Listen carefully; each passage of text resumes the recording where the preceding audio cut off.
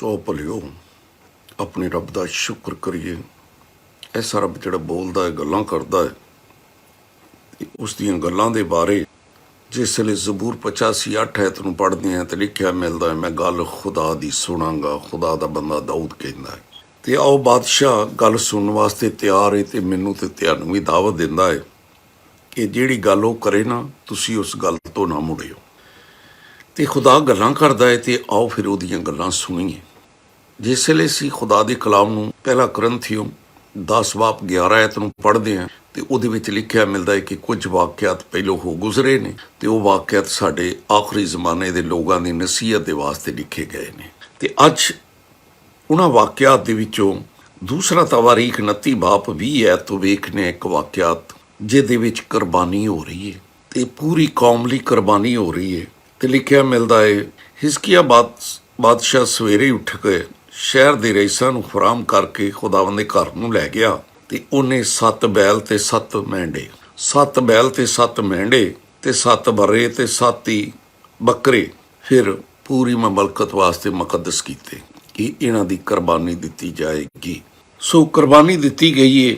ਤੇ ਜਦੋਂ 27 ਐਤ ਦੱਸਦੀ ਹੈ, ਹਿਜ਼ਕੀਆ ਨੇ ਮਜ਼ਬਾ ਦੇ ਉੱਤੇ ਸੋਖਤਨੀ ਕੁਰਬਾਨੀ ਚੜਾਉਣ ਦਾ ਫਿਰ ਹੁਕਮ ਦੇ ਦਿੱਤਾ ਤੇ ਸੋਖਤਨੀ ਕੁਰਬਾਨੀ ਸ਼ੁਰੂ ਹੋਈ ਤੇ ਖੁਦਾਵੰਦ ਦਾ ਗੀਤ ਵੀ ਫਿਰ ਨਰਸਿੰਘਿਆਂ ਤੇ ਸ਼ਾਹ ਇਸਰਾਈਲ ਦੇ ਦਾਊਦ ਦੇ ਵਾਜਿਆਂ ਦੇ ਨਾਲ ਸ਼ੁਰੂ ਹੋਇਆ ਤੇ ਸਾਰੀ ਜਮਾਤ ਨੇ ਸਜਦਾ ਕੀਤਾ ਤੇ ਗਾਉਣ ਵਾਲੇ ਤੇ ਨਰਸਿੰਘਾ ਫੂਕਣ ਵਾਲੇ ਨਰਸਿੰਘਾ ਫੂਕਦੇ ਗਏ। ਸੋ ਸੋਖਤਨੀ ਕੁਰਬਾਨੀ ਜਲਦੀ ਰਹੀ। ਤੇ ਇਹ ਨਰਸਿੰਘਾ ਫੂਕਣ ਵਾਲੇ ਕੌਣ ਲੋਕ ਸੀਗੇ? ਸੋ ਲਿਖਿਆ 26 ਐਤ ਲਿਖਿਆ ਮਿਲਦਾ ਹੈ ਕਿ ਲਾਵੀ ਵਾਜਿਆਂ ਨਾਲ ਤੇ ਕਾਹਨ ਨਰਸਿੰਘਿਆਂ ਨੂੰ ਲੈ ਕੇ ਖੜੇ ਹੋ ਗਏ। ਸੋ ਨਰਸਿੰਘਾ ਫੂਕਣਾ ਤਾਂ ਕਿ ਕੁਰਬਾਨੀ ਕਬੂਲ ਹੋਵੇ। ਸੋ ਭਰਾਓ, ਇਹ ਨਰਸਿੰਘਾ ਖੁਦਾ ਦਾ ਕਲਾਮ ਹੈ, ਇਹ ਖੁਦਾ ਦੀ ਆਵਾਜ਼ ਹੈ ਜਿਹੜੀ ਖਤਰੇ ਤੋਂ ਅਗਾਹ ਕਰਦੀ ਹੈ। ਯਸਾਇਆ 62:6 ਐਤ ਨੂੰ ਪੜ੍ਹੀਏ ਤੇ ਲਿਖਿਆ ਮਿਲਦਾ ਹੈ, ਐ ਇਸਰਾਈਲ ਮੈਂ ਤੇਰੀਆਂ ਦੀਵਾਰਾਂ ਦੇ ਉੱਤੇ ਨਿਗੇਬਾਨਾਂ ਨੂੰ ਮੁਕੱਰਰ ਕੀਤਾ। ਨਿਗੇਬਾਨ ਨਰਸਿੰਘੇ ਵਾਲੇ ਲੋਕ, ਆਵਾਜ਼ ਲਾਉਣ ਵਾਲੇ, ਖਤਰੇ ਨੂੰ ਅਗਾਹ ਕਰਨ ਵਾਲੇ। ਐ ਇਸਰਾਈਲ ਮੈਂ ਤੇਰੀਆਂ ਦੀਵਾਰਾਂ ਦੇ ਉੱਤੇ ਨਿਗੇਬਾਨਾਂ ਨੂੰ ਮੁਕੱਰਰ ਕੀਤਾ ਏ। ਇਹ ਦਿਨ ਤੇ ਰਾਤ ਕਦੀ ਖਾਮੋਸ਼ ਨਹੀਂ ਹੋਣਗੇ। ਐ ਖੁਦਾਵੰਦ ਦਾ ਜ਼ਿਕਰ ਕਰਨ ਵਾਲਿਓ, ਕਦੀ ਖਾਮੋਸ਼ ਨਾ ਹੋਇਓ। ਇਹ ਜ਼ਿਕਰ ਕਰਨ ਵਾਲੇ ਨੇ। ਹਿਜ਼ਕੀਲ 33 ਬਾਬ ਨੂੰ ਪੜ੍ਹ ਕੇ ਵੇਖ ਲਓ ਭਰਾਓ, ਬਾਈਬਲ 'ਚ ਲਿਖਿਆ ਮਿਲਦਾ ਹੈ, ਆਪਣੇ ਬਹਾਦਰਾਂ ਦੇ ਵਿੱਚੋਂ ਆਪਣੇ ਲਈ ਲੋਕਾਂ ਨੂੰ ਚੁਣੋ ਤੇ ਉਹ ਤਲਵਾਰ ਆਉਂਦੀ ਨੂੰ ਵੇਖਣ ਤੇ ਫਿਰ ਨਰਸਿੰਘਾ ਫੂਕਣ। ਤਲਵਾਰ ਆਉਂਦੀ ਨੂੰ ਵੇਖਣ ਤੇ ਨਰਸਿੰਘਾ ਫੂਕਣ ਤੇ ਲੋਕਾਂ ਨੂੰ ਹੁਸ਼ਿਆਰ ਤੇ ਬੇਦਾਰ ਕੀਤਾ ਜਾਵੇ। ਤੇ ਅਗਰ ਨਰਸਿੰਘਾ ਫੂਕਣ ਵਾਲੇ ਨੇ ਨਰਸਿੰਘਾ ਫੂਕ ਦਿੱਤਾ ਤੇ ਲੋਕ ਨਹੀਂ ਬੇਦਾਰ ਹੋਏ ਤੇ ਨਾ ਸਹੀ, ਫਿਰ ਤਲਵਾਰ ਆਈ ਲੋਕਾਂ ਨੂੰ ਲੈ ਗਈ ਤੇ ਹੁਣ ਲੋਕਾਂ ਦਾ ਖੂਨ ਲੋਕਾਂ ਦੇ ਉੱਤੇ ਹੋਵੇਗਾ, ਕਿਉਂਕਿ ਨਰਸਿੰਘਾ ਫੂਕਣ ਵਾਲੇ ਨੇ ਨਰਸਿੰਘਾ ਫੂਕ ਦਿੱਤਾ, ਖਤਰੇ ਨੂੰ ਅਗਾਹ ਕਰ ਦਿੱਤਾ।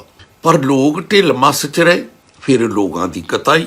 ਤੇ ਲਿਖਿਆ, ਅਗਰ ਨਰਸਿੰਘਾ ਫੂਕਣ ਵਾਲੇ ਨੇ ਨਰਸਿੰਘਾ ਨਾ ਫੂਕਿਆ ਤੇ ਫਿਰ ਉਹਨਾਂ ਦੇ ਖੂਨ ਦਾ ਬਦਲਾ ਨਰਸਿੰਘਾ ਫੂਕਣ ਵਾਲੇ ਦੇ ਕੋਲ ਲਿਆ ਜਾਵੇਗਾ।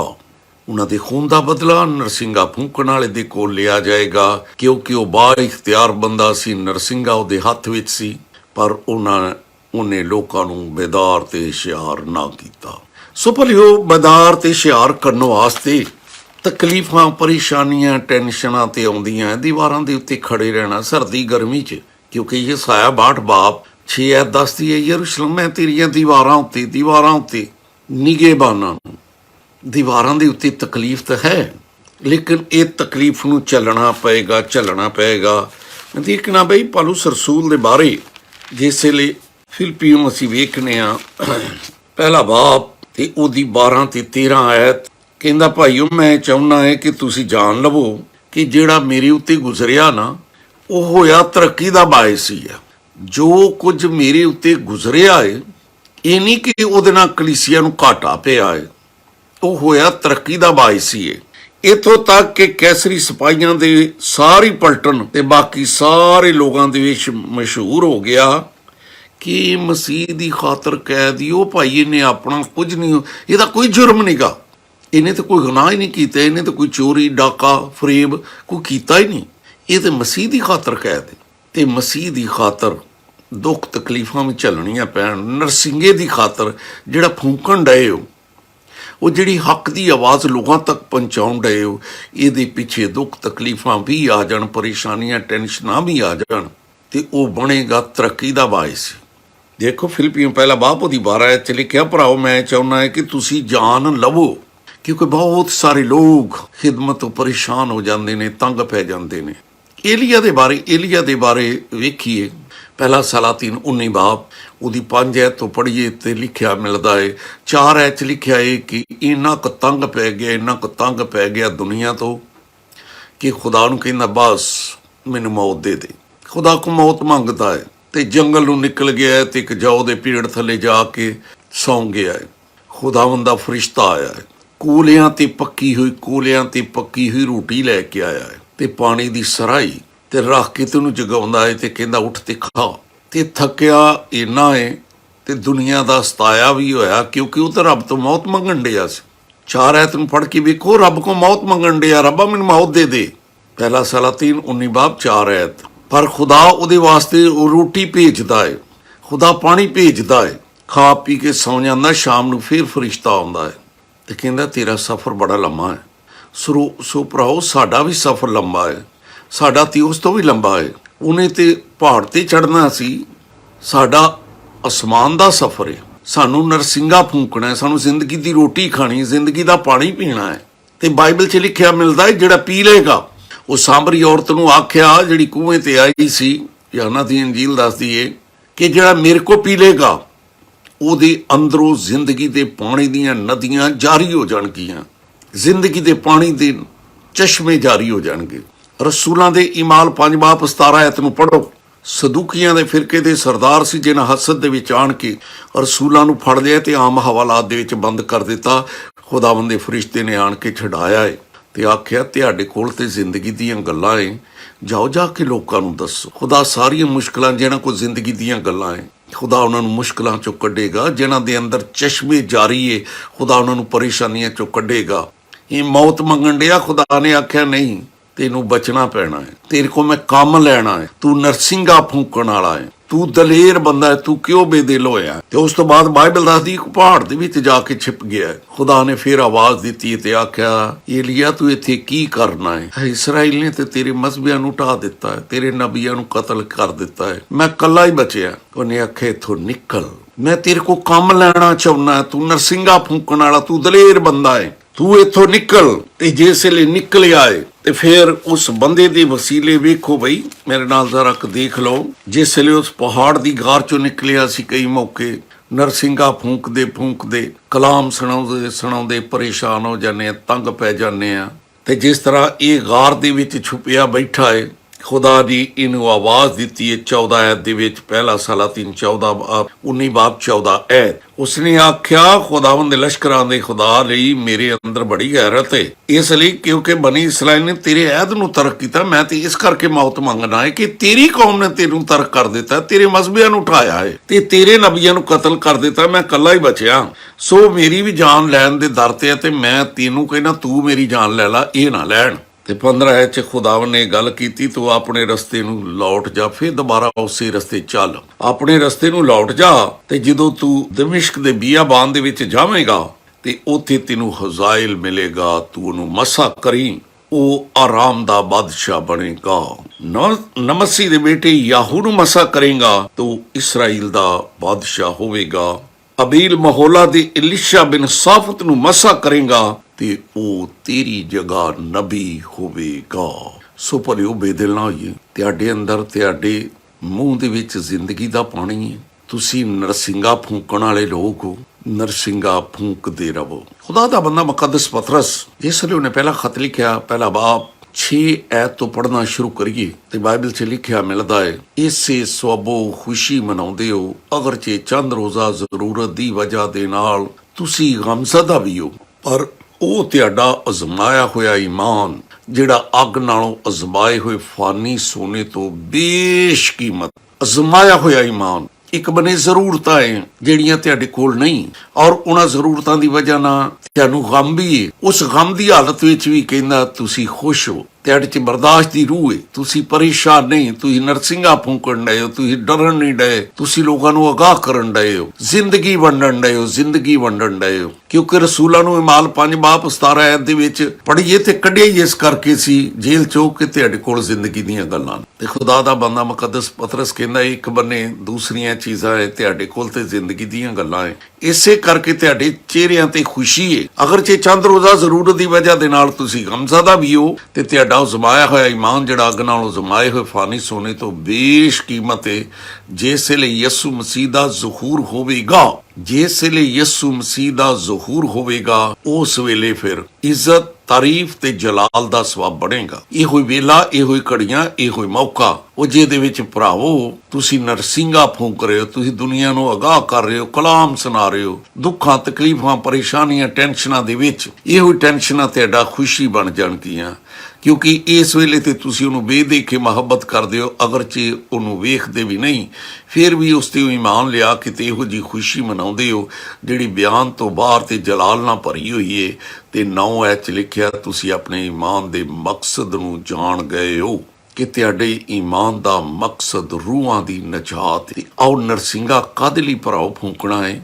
ਰੂਹਾਂ ਨੂੰ ਬਚਾਉਣਾ ਹੈ, ਬੇਦਾਰ ਕਰਨਾ ਹੈ, ਇਸ਼ਤਿਹਾਰ ਕਰਨਾ ਹੈ, ਚਾਹੇ ਪਲੂਸ ਰਸੂਲ ਦੀ ਤਰ੍ਹਾਂ ਕੈਦ ਵਿੱਚ ਹੀ ਕਿਉਂ ਨਾ ਜਾਣਾ ਪੈ ਜਾਏ। ਕਿਉਂਕਿ ਉਹ ਕਹਿੰਦਾ ਹੈ ਭਰਾਵੋ ਮੈਂ ਤੁਹਾਡਾ ਇਸ ਗੱਲ ਤੋਂ ਨਹੀਂ ਚਾਹੁੰਦਾ ਕਿ ਤੁਸੀਂ ਬੇਦਿਲ ਹੋਵੋ, ਬਲਕਿ ਮੇਰੇ ਉੱਤੇ ਜੋ ਕੁਝ ਵੀ ਗੁਜ਼ਰਿਆ ਉਹਦੇ ਨਾਲ ਹੋਈ ਤਰੱਕੀ ਹੈ। ਇਹ ਕੈਸਰੀ ਸਾਰੇ ਸਿਪਾਹੀਆਂ ਦੇ ਵਿੱਚ ਮੈਂ ਮਸ਼ਹੂਰ ਹੋ ਗਈ ਸੀ ਗੱਲ ਕਿ ਇਹ ਮਸੀਹ ਦੀ ਖਾਤਰ ਕੈਦ। ਹੱਕ ਦੀ ਗੱਲ ਕਰੀਏ, ਨਰਸਿੰਘਾ ਫੂਕੀਏ, ਲੋਕਾਂ ਨੂੰ ਇਸ਼ਤਿਹਾਰ ਕਰੀਏ, ਬੇਦਾਰ ਕਰੀਏ, ਤੇ ਇਹ ਨਰਸਿੰਘਾ ਤੁਹਾਡਾ ਮੂੰਹ ਹੈ ਭਰਾਓ, ਤੁਹਾਡਾ ਮੂੰਹ ਆ। ਇਹ ਸਿੰਘ ਵਾਲਾ ਹੀ ਨਰਸਿੰਘਾ ਨਹੀਂਗਾ ਕਿ ਉਹ ਫੂਕਣਾ ਹੈ। ਅਮਸਾਲ 23 ਬਾਬ ਉਹਦੀ 16 'ਚ ਲਿਖਿਆ ਹੈ, ਜਦੋਂ ਤੇਰੇ ਮੂੰਹ ਚੋਂ ਸੱਚੀਆਂ ਗੱਲਾਂ ਨਿਕਲਣਗੀਆਂ, ਜਦੋਂ ਤੇਰੇ ਮੂੰਹ ਚੋਂ ਸੱਚੀਆਂ ਗੱਲਾਂ ਨਿਕਲਣਗੀਆਂ, ਉਸ ਵੇਲੇ ਮੇਰਾ ਦਿਲ ਸ਼ਾਦਮਾਨ ਹੋ ਜਾਵੇਗਾ। ਸੋ ਭਲਿਓ ਇਹ ਤੁਹਾਡੇ ਮੂੰਹ ਦੇ ਵਿੱਚ ਹੈ ਗੱਲਾਂ, ਇਹਨਾਂ ਨੂੰ ਦਬਾ ਜਾਓਗੇ। ਰੋਮੀਓ ਪਹਿਲਾ ਬਾਪ 18 ਤੇ 19 ਐ ਦੱਸਦੀ ਏ ਖੁਦਾ ਦਾ ਗਜ਼ਬ ਭੜਕੇਗਾ। ਕਿਉਂਕਿ ਲਿਖਿਆ ਖੁਦਾ ਦਾ ਗਜ਼ਬ ਉਹਨਾਂ ਬੰਦਿਆਂ ਦੀ ਤਮਾਮ ਬੇਦੀਨੀ ਤੇ ਨਾਰਾਜ਼ਗੀ ਦੀ ਵਜ੍ਹਾ ਦੇ ਨਾਲ ਫਿਰ ਅਸਮਾਨ ਦੇ ਉੱਤੋਂ ਨਾਜ਼ਲ ਹੁੰਦਾ ਹੈ, ਜਿਹੜੇ ਬੰਦੇ ਹੱਕ ਨੂੰ ਨਾਰਾਜ਼ਗੀ ਦੇ ਨਾਲ ਦਬਾ ਜਾਂਦੇ ਨੇ। ਉਹ ਇਹਨਾਂ ਗੱਲਾਂ ਨੂੰ ਭਰਾਓ ਦਬਾਈਏ ਨਾ, ਇਹਨਾਂ ਗੱਲਾਂ ਨੂੰ ਬੇਦੀਨਾਂ 'ਚ ਸ਼ੁਮਾਰ ਹੁੰਦਾ ਸਾਡਾ ਤੇ ਖੁਦਾ ਦਾ ਗਜ਼ਬ ਭੜਕਦਾ ਏ। ਰੋਮੀਓ ਪਹਿਲਾ ਬਾਪ 18 ਐ। ਕਿਉਂਕਿ ਖੁਦਾ ਦਾ ਗਜ਼ਬ ਉਹਨਾਂ ਬੰਦਿਆਂ ਦੀ ਤਮਾਮ ਬੇਦੀਨੀ ਤੇ ਨਾਰਾਜ਼ਗੀ ਦੀ ਵਜ੍ਹਾ ਦੇ ਨਾਲ ਫਿਰ ਅਸਮਾਨ ਤੋਂ ਨਾਜ਼ਲ ਹੁੰਦਾ ਹੈ, ਜਿਹੜੇ ਬੰਦੇ ਹੱਕ ਨੂੰ ਨਾਰਾਜ਼ਗੀ ਦੇ ਨਾਲ ਦਬਾ ਜਾਂਦੇ ਨੇ। ਕਿਉਂਕਿ ਜੋ ਕੁਝ ਖੁਦਾ ਦੀ ਨਿਸਬਤ ਮਾਲੂਮ ਹੋ ਸਕਦਾ ਹੈ ਉਹਨਾਂ ਦੇ ਬਾਤਨ ਦੇ ਅੰਦਰ ਜ਼ਾਹਰ ਹੈ, ਉਹਨਾਂ ਦਿਲ 'ਚ ਦਬਾਇਆ ਹੈ। ਅਸੀਂ ਹੱਕ ਨੂੰ ਦਿਲ 'ਚ ਦਬਾਉਂਦੇ ਆ, ਮੂੰਹ ਤੇ ਨਹੀਂ ਲਿਆਉਂਦੇ। ਮੂੰਹ ਨਰਸਿੰਘਾ ਹੈ, ਇਸ ਨਰਸਿੰਘੇ ਨੂੰ ਫੂਕਣਾ ਹੈ, ਇਹਨੂੰ ਖੋਲਣਾ ਹੈ ਖੁਦਾ ਦੀ ਜਲਾਲ ਲਈ। ਮਤੀ 10 ਬਾਬ 27 'ਚ ਲਿਖਿਆ ਹੈ, ਉਹ ਜਿਸ ਗੱਲ ਦਾ ਹਨੇਰੇ 'ਚ ਪਤਾ ਲੱਗਦਾ ਜਾਲੇ 'ਚ ਕਰ, ਜਿਹੜੀ ਕੰਨ 'ਚ ਪੈਂਦੀ ਕੋਠੇ ਤੇ ਚੜ੍ਹ ਤੇ ਮਨਾਦੀ ਕਰ। ਤੇ ਕਦੋਂ ਕਰਨੀ? ਉਹ ਕਬਰਾਂ 'ਚ ਜਾ ਕੇ ਕਰਨੀ ਹੋ। ਕਿਉਂਕਿ ਜ਼ਬੂਰ 6:5 'ਚ ਲਿਖਿਆ ਹੈ, ਕਬਰ 'ਚ ਜਦੋਂ ਬੰਦਾ ਚਲੇ ਜਾਂਦਾ ਤੇ ਫਿਰ ਸ਼ੁਕਰਗੁਜ਼ਾਰੀ ਨਹੀਂ ਹੋ ਕਰ ਸਕਦਾ। ਤੇ ਆ ਮਿਸਾਲ 6 ਬਾਪ ਉਹਦੀ 9 ਐਤ ਦੇ ਵਿੱਚ ਲਿਖਿਆ, ਕਾਹਲ ਤੂੰ ਕਦੋਂ ਤੱਕ ਪਿਆ ਰਹਿਣਾ ਹੀ? ਉਹ ਕਦੋਂ ਨੀਂਦ ਤੋਂ ਉੱਠਣਾ ਹੀ? ਥੋੜੀ ਜੀ ਨੀਂਦ ਤੇ ਕੋਰ ਜਪਕੀ ਜ਼ਰਾ ਪੜੇ ਰਹਿਣੇ ਪਰ ਹਾਥ ਹੈ। ਤੇ ਸੁੱਤਾ ਬੰਦਾ ਤੇ ਮੁਰਦਿਆਂ 'ਚ ਜਾ ਪੈਂਦਾ ਹੈ। ਕਿਉਂਕਿ ਪਲੂਸ ਰਸੂਲ ਕਹਿੰਦਾ ਸੌਣ ਵਾਲਿਆ ਉੱਠ ਪੈ ਤੇ ਮੁਰਦਿਆਂ ਚੋਂ ਜੀ ਉੱਠ। ਤੂੰ ਤੇ ਮੁਰਦਿਆਂ ਦੇ ਵਿੱਚ ਚਲਾ ਗਿਆ, ਤੂੰ ਸੁੱਤਾ ਕੀ ਹੈ? ਤੂੰ ਤੇ ਮੁਰਦਿਆਂ 'ਚ ਚਲਾ ਗਿਆ। ਤੇ ਫਿਰ ਉਹਨੇ ਆਖਿਆ ਏ ਖੁਦਾ ਦਾ ਨੂਰ ਤੇਰੇ ਤੇ ਚਮਕਣਾ ਈ।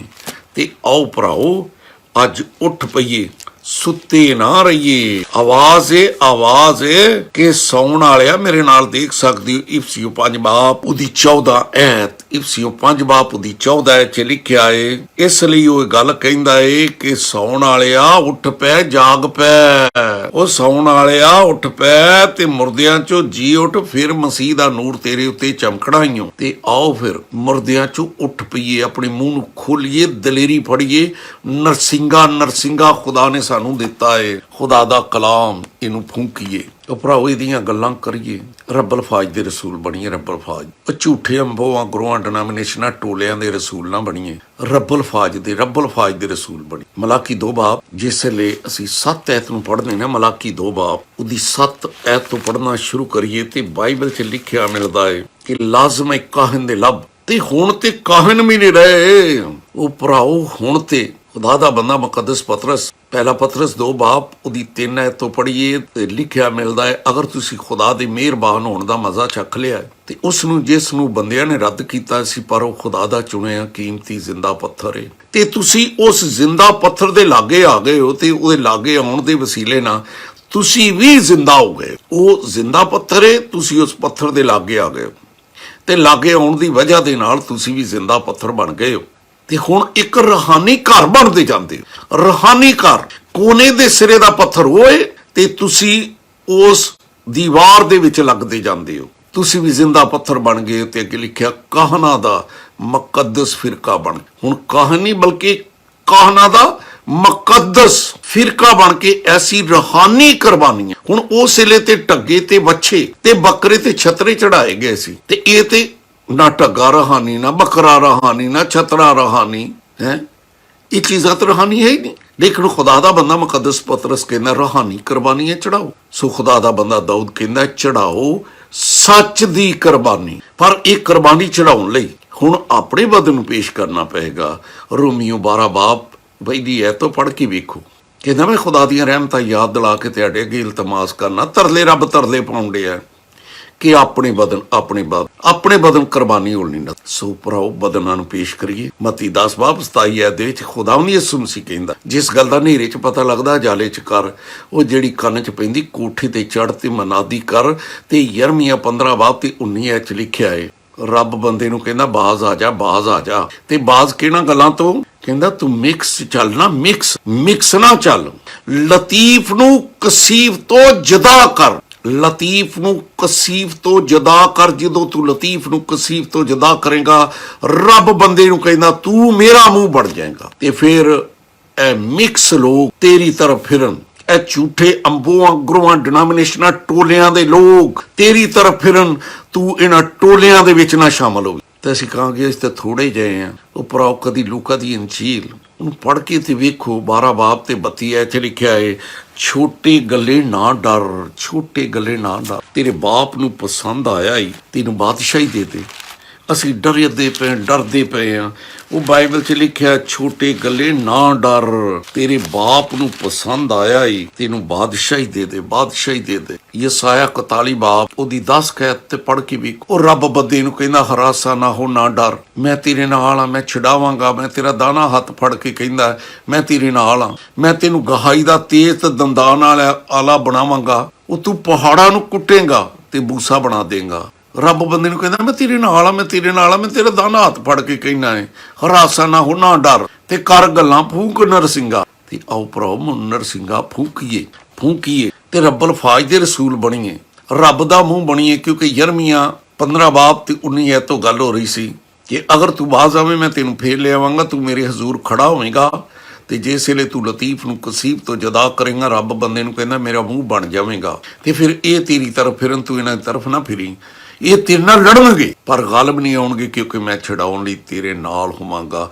ਰੱਬ ਬੰਦੇ ਨੂੰ ਕਹਿੰਦਾ ਮੈਂ ਤੇਰੇ ਨਾਲ ਹੋਵਾਂਗਾ। ਨਰਸਿੰਗਾ ਫੂਕ ਤੇ ਇਹਨੂੰ ਵਜਾ, ਲੋਕਾਂ ਨੂੰ ਕਰ ਹੁਸ਼ਿਆਰ ਤੇ ਬੇਦਾਰ, ਤੇ ਰੱਬ ਬਣ ਮੇਰਾ ਰਸੂਲ। ਕਿਉਂਕਿ ਮਲਾਕੀ 2 ਬਾਪ ਉਹਦੀ 7 ਐਤ ਦੀ ਗੱਲ ਹੋ ਰਹੀ ਸੀ। ਕਿਉਂਕਿ ਲਾਜ਼ਮ ਹੈ ਕਿ ਕਾਹਨ ਦੇ ਲਬ ਮਾਰਫਤ ਨੂੰ ਮਹਿਫੂਜ਼ ਰੱਖਣ, ਲੋਕ ਉਸ ਦੇ ਮੂੰਹ ਤੋਂ ਸ਼ਰ੍ਹਾ ਦੇ ਮਸਲੇ ਪੁੱਛਣ, ਕਿਉਂਕਿ ਉਹ ਰੱਬਲ ਫਾਜ ਦਾ ਰਸੂਲ ਹੈ। ਉਹ ਭਰਾਓ ਫੌਜਾਂ ਦੇ ਰੱਬ ਦਾ ਹੀ ਰਸੂਲ ਬਣੀਏ, ਹੱਕ ਦੀ ਬੋਲੀ ਬੋਲੀਏ, ਕਲਾਮ ਨੂੰ ਸੁਣਾਈਏ, ਕਲਾਮ ਦਾ ਨਰਸਿੰਗਾ ਫੂਕੀਏ। ਪਰ ਲਿਖਿਆ ਤੁਸੀਂ ਰਾਹ ਤੋਂ ਮਨਹਰਫ ਹੋ ਗਏ ਤੇ ਤੁਸੀਂ ਲਾਵੀ ਦੇ ਅਹਿਦ ਨੂੰ ਖਰਾਬ ਕੀਤਾ ਹੈ। ਤੁਸੀਂ ਲਾਵੀ ਦੇ ਅਹਿਦ ਨੂੰ ਖਰਾਬ ਕੀਤਾ ਏ। ਇਸੇ ਕਰਕੇ 9 ਐਤ 'ਚੋਂ ਕਹਿੰਦਾ ਮੈਂ ਤੁਹਾਨੂੰ ਲੋਕਾਂ ਦੀ ਨਜ਼ਰ ਵਿੱਚ ਜ਼ਲੀਲ ਤੇ ਹਕੀਰ ਕਰਨ ਡਿਆ, ਲੋਕਾਂ ਦੀ ਨਜ਼ਰ ਵਿੱਚ ਜ਼ਲੀਲ ਤੇ ਹਕੀਰ ਕਰਨ ਡਿਆ ਏ। ਕਿਉਂਕਿ ਤੁਸੀਂ ਮੇਰੀਆਂ ਰਾਹਾਂ ਤੇ ਹੀ ਕਾਇਮ ਨਹੀਂ ਰਹੇ, ਬਲਕਿ ਤੁਸੀਂ ਉਹ ਲੋਕ ਜਿਹੜੇ ਸ਼ਰ੍ਹਾ ਦੇ ਮਾਮਲਾ ਦੇ ਵਿੱਚ ਰੂਦਾਰੀ ਕਰਨ ਵਾਲੇ, ਕਲਾਮ 'ਚ ਮਿਲਾਵਟਾਂ ਕਰਨ ਵਾਲੇ ਤੁਸੀਂ ਲੋਕ। ਬੱਚੇ ਦਾ ਬਪਤਿਸਮਾ ਕਿੱਧਰੋਂ ਆ ਗਿਆ ਬਈ? ਇਹ ਤਾਂ ਬਾਈਬਲ 'ਚ ਹੈ ਹੀ ਨਹੀਂ। ਅਸੀਂ ਚੁੱਕ ਇਹਨੂੰ ਬਣਾਤਾ ਬਈ।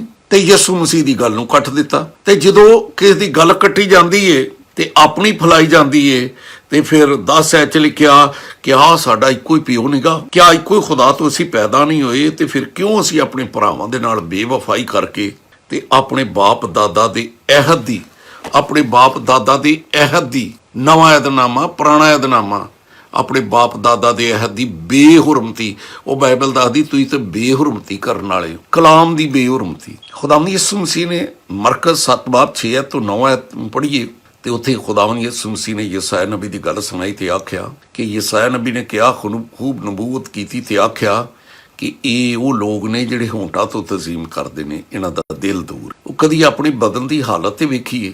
ਬਾਈਬਲ ਤੇ ਕਹਿੰਦੀ ਹੈ ਤੇਰੇ ਹੋਂਠ ਤਜ਼ੀਮ ਕਰਦੇ, ਤੇਰਾ ਦਿਲ ਦੂਰ ਏ। ਸਾਡੀ ਤੇ ਬਦਨ ਦੇ ਵਿੱਚ ਹੀ ਮੁਤਫਿਕੀ ਨਹੀਂ ਰਹੀ ਬਈ, ਸਾਡੇ ਹੋਂਠ ਤਜ਼ੀਮ ਕਰਦੇ, ਦਿਲ ਦੂਰ ਏ। ਤੇ ਸਾਡੀ ਤੇ ਪ੍ਰਸ਼ਤਿਸ਼ ਵੀ ਖੁਦਾਵੰਦ ਯਿਸੂ ਮਸੀਹ ਨੇ ਆਖਿਆ ਬੇਫਾਇਦਾ ਹੈ, ਕਿਉਂਕਿ ਤੁਸੀਂ ਇਨਸਾਨੀ ਅਹਿਕਾਮ, ਉਹ ਬੱਚੇ ਦਾ ਬਪਤਿਸਮਾ ਇਨਸਾਨੀ ਅਹਿਕਾਮ ਹੈ, ਤੁਸੀਂ ਇਨਸਾਨੀ ਅਹਿਕਾਮ ਦੀ ਤਾਲੀਮ ਦਿੰਦੇ ਹੋ, ਖੁਦਾ ਦੇ ਹੁਕਮ ਨੂੰ ਰੱਦ ਕਰਦੇ ਹੋ, ਤਰਕ ਕਰਦੇ ਹੋ। ਤੇ ਫਿਰ ਯਰਮੀਆ 12:7-8 ਨੂੰ ਪੜ੍ਹੀਏ ਤੇ ਲਿਖਿਆ ਮਿਲਦਾ ਹੈ, ਮੈਂ ਵੀ ਆਪਣੇ ਲੋਕਾਂ ਨੂੰ ਤਰਕ ਕਰ ਦਿੱਤਾ, ਮੈਂ ਆਪਣੀ ਮਿਰਾਸ ਨੂੰ ਰੱਦ ਕਰ ਦਿੱਤਾ, ਮੈਂ ਆਪਣੇ ਦਿਲ ਦੀ ਮਹਿਬੂਬਾ ਨੂੰ ਇਹਦੇ ਦੁਸ਼ਮਣਾਂ ਦੇ ਹਵਾਲੇ ਕਰ ਦਿੱਤਾ। ਕੈਸਾ ਰੱਬ ਆ ਜਿਹੜਾ ਤਰਕ ਕਰਦਾ ਹੈ, ਰੱਦ ਕਰਦਾ ਹੈ, ਦਿਲ ਦੀ ਮਹਿਬੂਬਾ ਨੂੰ ਦੁਸ਼ਮਣਾਂ ਦੇ ਹਵਾਲੇ ਕਰਦਾ ਹੈ?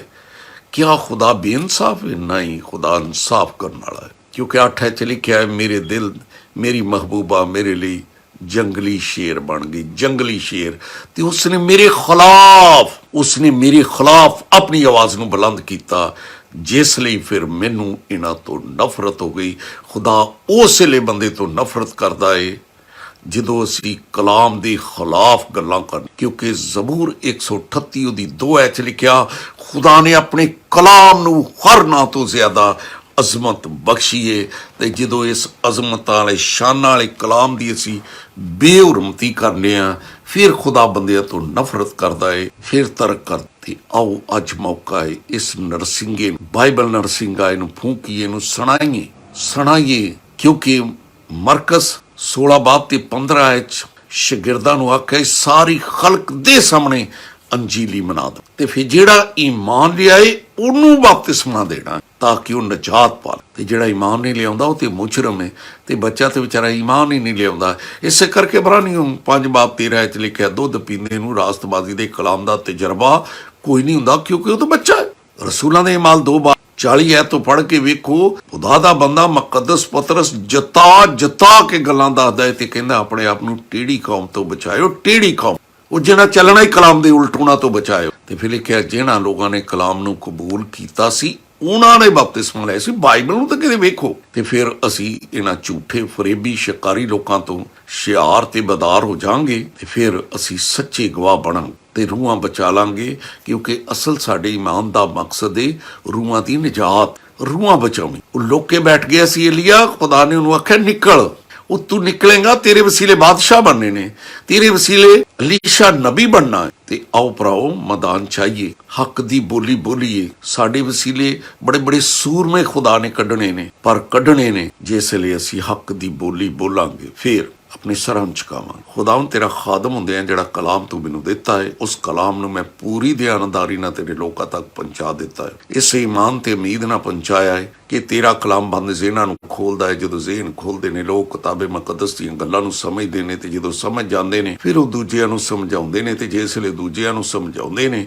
ਤੇ ਉਸ ਵੇਲੇ ਤੇਰੀ ਨਜ਼ਰ ਵਿੱਚ ਦਿਆਨਤਦਾਰ ਬਣਦੇ ਨੇ। ਤੇਰੇ ਬੇਟੇ ਨੇ ਆਖਿਆ, ਜਿਹੜਾ ਸੱਚ ਤੋਂ ਵਾਕਬ ਉਹ ਸੱਚ ਉਸ ਨੂੰ ਆਜ਼ਾਦ ਕਰ ਦੇਵੇਗਾ। ਤੇਰੇ ਲੋਕ ਆਜ਼ਾਦੀ ਪਾਉਣ, ਤੇਰੇ ਲੋਕ ਦੂਸਰਿਆਂ ਲਈ ਆਜ਼ਾਦੀ ਦਾ ਸਵਾਬ ਬਣਨ, ਤੇਰੇ ਲੋਕਾਂ ਦੇ ਬੇਟੇ ਤੇ ਬੇਟੀਆਂ ਵੀ ਨਬੂਵਤ ਕਰਨ, ਹੱਕ ਦੀ ਬੋਲੀ ਬੋਲਣ, ਅੰਜੀਲੀ ਮਨਾਦ ਬਣਨ, ਬੇਔਲਾਦ ਜੋੜੇ ਔਲਾਦ ਜੈਸੀ ਬਰਕਤ ਦੇ ਨਾਲ ਨਵਾਜ਼ੇ ਜਾਣ। ਹਰ ਤਰ੍ਹਾਂ ਦੀ ਕਾਰੋਬਾਰੀ ਰੁਕਾਵਟਾਂ, ਨੌਕਰੀ ਦੀ ਪਰੇਸ਼ਾਨੀ, ਘਰਾਂ ਦੇ ਵਿੱਚ ਲੜਾਈ, ਦੰਗੇ ਫਸਾਦ ਦੀਆਂ ਅਲਾਮਤਾਂ, ਤਸਵੀਰਾਂ ਘਰਾਂ 'ਚੋਂ ਦੂਰ ਹੋ ਜਾਣ। ਘਰਾਂ 'ਚ ਨਜਾਤ ਦੀ ਰਾਗਨੀ ਹੋਏ, ਘਰਾਂ 'ਚ ਇਬਾਦਤ ਹੋਏ, ਤੇ ਖੁਦਾਇਆ ਤੇਰੀ ਇਬਾਦਤ ਹੋਵੇ। ਤੇ ਜਿਹੜੇ ਤੇਰੀ ਇਬਾਦਤ ਕਰਦੇ ਨੇ ਉਹਨਾਂ ਦੀ ਰੋਟੀ ਪਾਣੀ ਤੇ ਬਰਕਤ ਆ ਜਾਂਦੀ। ਬਿਮਾਰੀਆਂ ਉਹਨਾਂ ਦੇ ਘਰਾਂ 'ਚੋਂ ਭੱਜਦੀਆਂ। ਕਰੋਨਾ ਜੈਸੀ ਵਾਇਰਸ ਤੇਰੇ ਨਾਂ ਤੋਂ ਟਲੇ।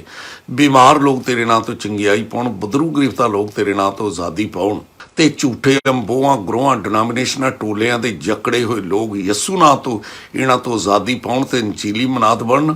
ਤੇ ਕਲੀਸਿਆ ਜਿਹੜਾ ਤੇਰਾ ਬਦਨ ਤਰੱਕੀ ਪਾਵੇ, ਸਭ ਕੁਝ ਮੰਗਣਾ ਯਿਸੂ ਦੇ ਅਜ਼ੀਮ ਤੇ ਜਲਾਲੀ ਨਾਂ ਦਾ ਵਾਸਤਾ ਦੇ। ਸੋ ਭਰਾਓ, ਕਲਾਮ ਬੀਜ ਤੇ ਜਦੋਂ ਅਸੀਂ ਸ਼ੇਅਰ ਕਰਨੇ ਆ, ਮੀਡੀਆ ਦਾ ਦੌਰ ਹੈ ਤੇ ਅਸੀਂ ਪੂਰੀ ਦੁਨੀਆ ਦੇ ਵਿੱਚ ਕਲਾਮ ਦਾ ਛਟਾ ਦੇ ਦਿੰਨੇ ਆ। ਆਓ ਇਸ ਕਲਾਮ ਨੂੰ ਜ਼ਰੂਰ ਸ਼ੇਅਰ ਕਰੀਏ ਤਾਂ ਕਿ ਪੂਰੀ ਦੁਨੀਆ 'ਚ ਪਹੁੰਚੇ ਤੇ ਦੁਨੀਆ ਬਰਕਤ ਪਾਵੇ। ਸ਼ੇਅਰ ਕਰਨਾ ਨਹੀਂ ਭਰਾਓ ਭੁੱਲਣਾ। ਖੁਦਾ ਤੈਨੂੰ ਬਰਕਤ ਹੈ। ਖੁਦਾ ਨੇ ਚਾਹਿਆ ਸ਼ਾਮ ਨੂੰ ਫਿਰ ਮਿਲਾਂਗੇ। ਦੁਨੀਆ ਉਹਦਾ ਖੇਤ ਹੈ, ਕਲਾਮ ਬੀਜੇ, ਇਹਨੂੰ ਫੈਲਾਵਾਂਗੇ ਤੇ ਮਿਲ ਕੇ ਫੈਲਾਵਾਂਗੇ। ਕਿਸ ਤਰ੍ਹਾਂ ਬਈ, ਜੋ ਸ਼ੇਅਰ ਕਰਦੇ ਹੋ ਤੁਹਾਡੇ ਵਸੀਲੇ ਕਲਾਮ ਦਾ ਛਟਾ ਦੁਨੀਆ 'ਚ ਚਲਾ ਜਾਂਦਾ ਹੈ। ਆਓ ਇਹਨੂੰ ਸ਼ੇਅਰ